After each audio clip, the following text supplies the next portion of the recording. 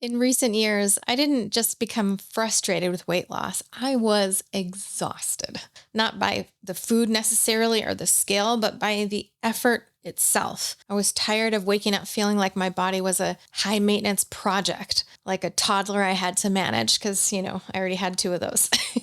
Or it was like a mistake I had to constantly correct. What finally broke me wasn't another failed plan. It was realizing that I couldn't live in that level of tension for one more day. The math just didn't add up to a life that I wanted.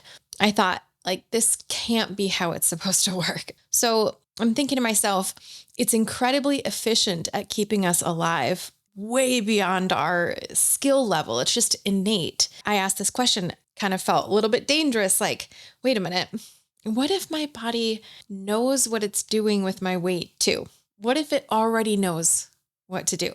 What if the constant managing I'm trying to do isn't like discipline saving me, right? But it's actually the very thing getting in the way. And that question itself opened the best can of worms.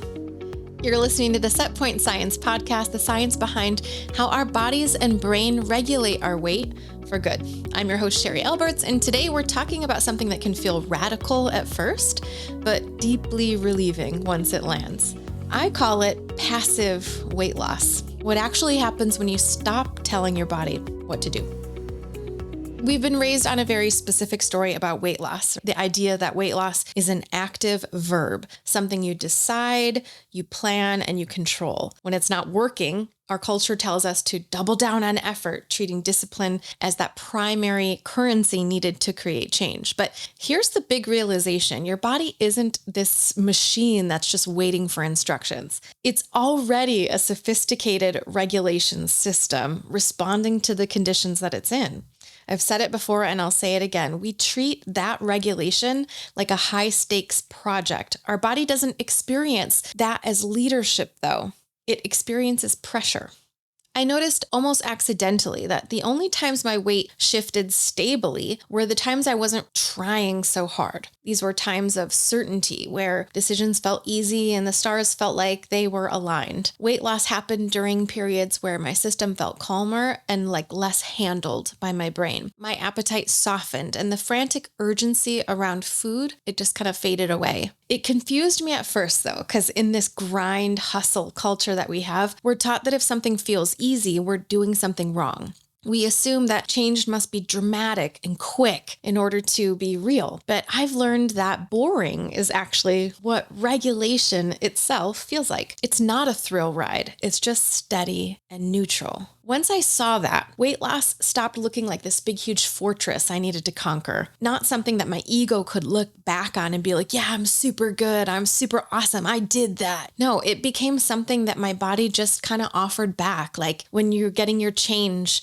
in the grocery store line, like you give some money, they give you some money back and you move on. But this only began to happen when I started to let go of the steering wheel. To really understand why passive weight loss isn't just a nice idea, but a biological reality, we have to look at what happens inside our body the moment we drop the effort. Because I want to be clear, passive weight loss isn't passive in the sense that nothing's happening. No, far from that. It's passive in the sense that we stop micromanaging, which is what finally allows our body to just resume its built-in job of regulation.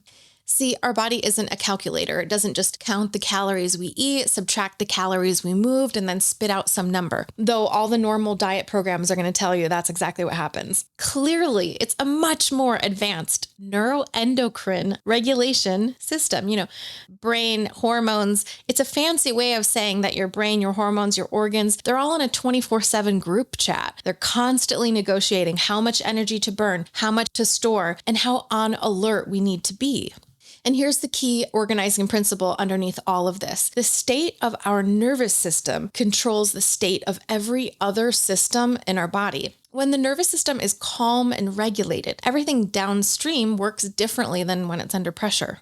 A huge part of this negotiation happens through the HPA axis, which we've talked about many times before, that hypothalamic pituitary adrenal axis. This is the system that gauges the demand, how much demand our body is under. And here's the part that most of us miss. Our HPA axis can't tell the difference between a physical threat and mental supervision. Constant monitoring, that feels like demand. Bargaining with your hunger, holding off on eating, stuff like that, that's demand. Staying ahead of your cravings or judging the scale, having a terrible day because the scale set a number. To our nervous system, that's all perceived demand. When the HPA axis senses that kind of ongoing pressure, it drips out cortisol, like we've talked about. Not necessarily in this panic kind of way. It's not that sort of fight or flight, immediate action kind of a thing, but in this low-grade chronic hum. And cortisol's job is very simple. It doesn't care about your goal weight. It only cares about your survival. Cortisol says, we're under pressure. We might need extra energy later. So the body does the only intelligent thing that it can do, which is it becomes conservative. It locks the doors a little bit. It reduces the metabolic flexibility, makes our appetite louder, and it holds on to fat like it's a raft. It's not a malfunction, it's protection. And over time, especially as women in our 40s, 50s, 60s, we have dieted so much and created so much of this back and forth and on and off kind of stuff that now the body has learned, oh, this is the normal state we're in. We are in this, we need to be careful state. So it flows naturally that the decades of vigilance that we've used have created this cycle, and it's created this holding on.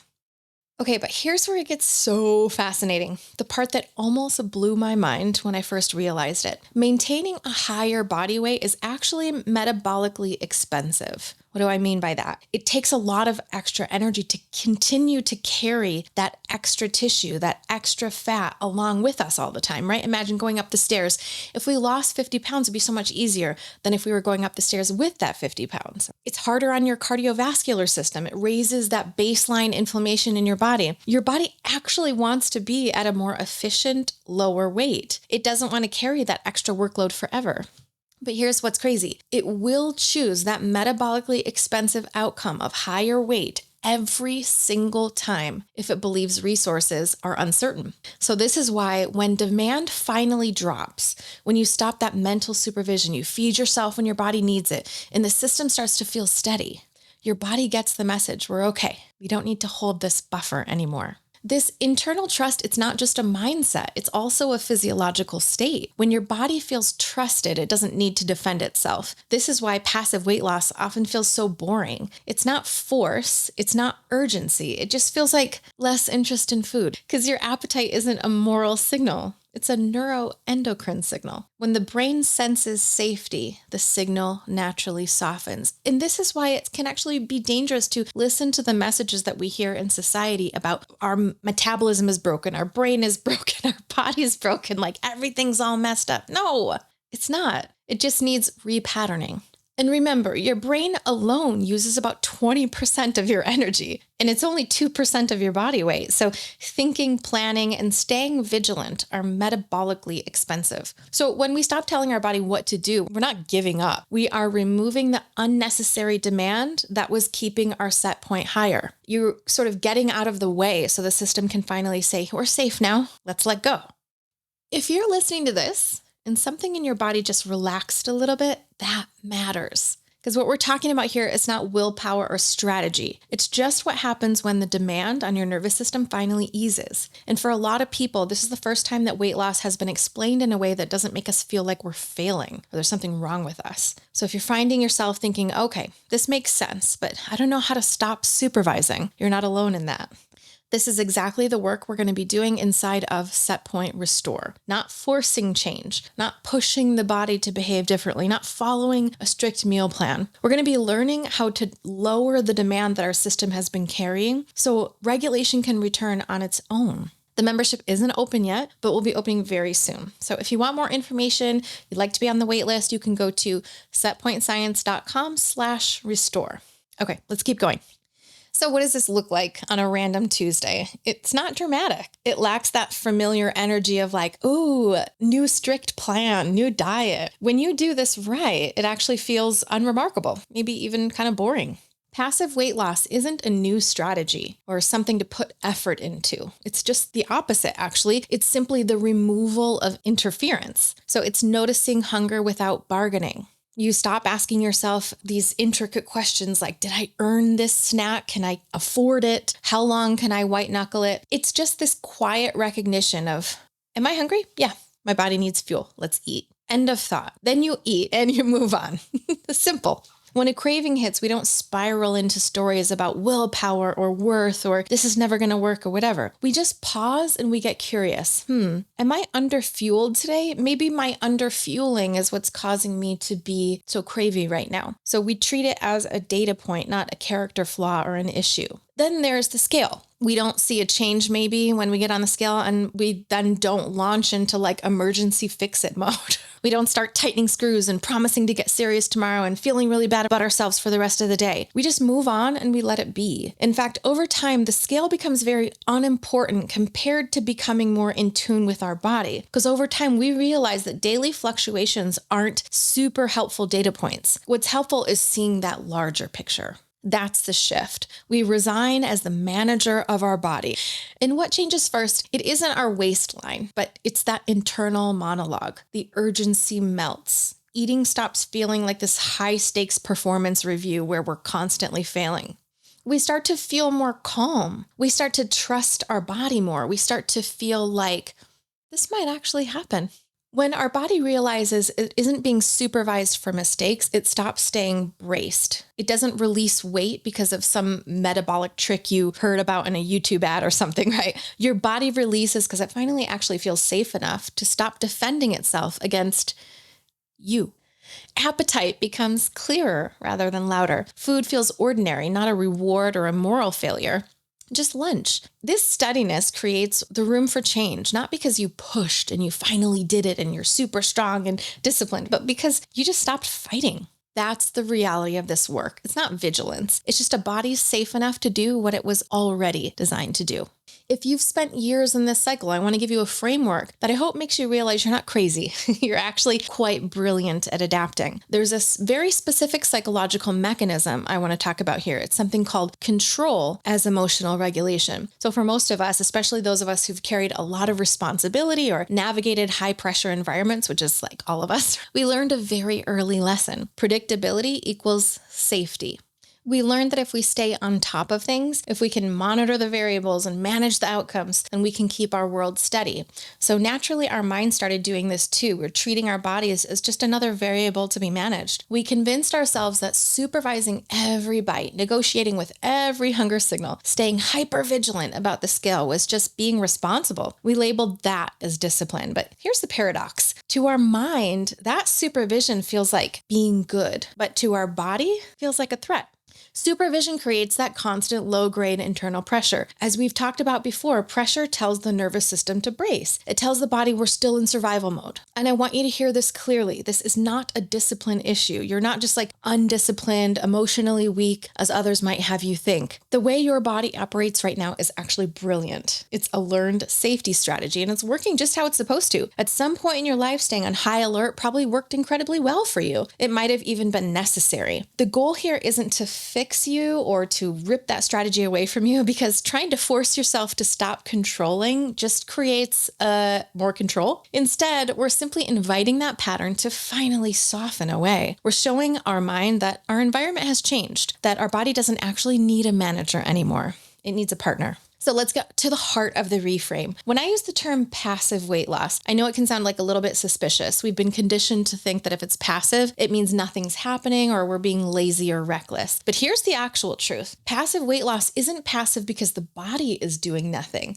It's passive because you are no longer micromanaging the whole process.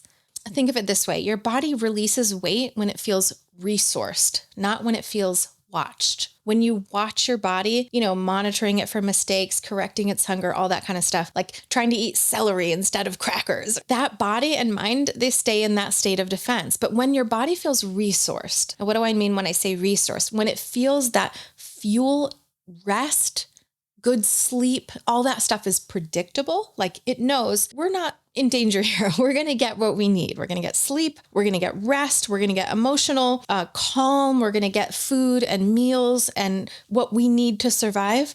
the body can finally shift its energy towards creating regulation. Regulation, what do I mean by that? Meaning working on new important things, like shifting things to the point where we can finally start to regulate back down to a lower weight, changing the leptin and ghrelin signaling, processing old, now unnecessary fat stores, repairing stuff, etc. Keep in mind, the goal here isn't to stop caring or something. It's not about checking out or giving up on our health. It's actually a deeper form of care. It's the shift from telling your body what to do to letting your body respond. This is where true metabolic flexibility returns, and it doesn't happen through more effort. It happens through our state. When you change your internal state from one of demand to one of safety, neutral, calm, no matter what's going on in your life, you aren't just making a mindset shift. You're changing your internal biological environment. You're sending a signal to your cells that says, hey, the marathon is over. We don't need to hold on to this buffer anymore. That is the boring magic of regulation. It's the moment you realize that your body isn't a problem to be solved, but a system that's been waiting for you to stop fighting it so it can finally do its job. Okay, to bring this home, I have a simple, low-stakes experiment for you this week. Don't change your diet or track a single thing. Your only job this week is to notice the manager. Watch for those split-second urges where we want to step in and fix our body. It sounds like a voice telling you to wait an hour to eat because you're busy and, hey, you might save calories that way, or drink some water to kill the hunger that you have for 15 minutes, or choose a safe food over what you actually want. So that's how the manager shows itself. And then in response, it would look like actually eating when your body says it's hungry, not pushing it off. Actually considering that maybe cravings are useful information, telling you need a little bit more fuel, not pushing off hunger until we're ravenous. So crucially, don't try to stop the actual urges that you get to try to manage the body. Just notice those. See that happening. If you try to force yourself to stop managing, you're just micromanaging your management. So instead, just simply witness it. Say, oh, there's the manager trying to keep me safe, trying to fix some things, trying to get me not to eat, whatever. I'm actually going to listen to what the underlying message is, which is maybe I'm tired and I need rest. I need better sleep. Maybe I'm hungry and I need some food, stuff like that. Remember this. Awareness without correction is regulating. You don't have to stop being the manager altogether. I just want you to be aware. That is to say, awareness of that manager without telling yourself, don't manage, is what's going to bring calm. And over time, being more aware of the pattern that you have to be the manager, it helps you actually soften the management automatically. So we're not trying to change that. By observing the loop without jumping in to fix it, the pressure leaks out of that system. The braced state softens on its own. Look for that neutral, boring feeling like, oh, my tummy said I was hungry, so I ate. It's not interesting. It's in that quiet space that our body finally has the resources it needs to shift. Passive weight loss isn't asking you for blind faith. It's simply inviting you to listen with a different set of ears. When your body finally feels heard instead of handled, the internal fight starts to dissolve, actually. If you're finding that you're ready to actually practice this shift, to move from being your body's manager to being its partner, I'd love to have you join us inside Setpoint Restore. It's our community and our practice ground where we focus on lowering that chronic demand that our system is carrying so our biology can finally resume regulation. You can find all the details at setpointscience.com/restore. Next time, we're diving into a big one, why consistency doesn't mean perfection, and why finding our rhythm matters so much more than following the rules. Thanks for joining me for Setpoint Science. And until next time, see if you can step out of the manager's office for just a few minutes today and just watch what your body does with the quiet.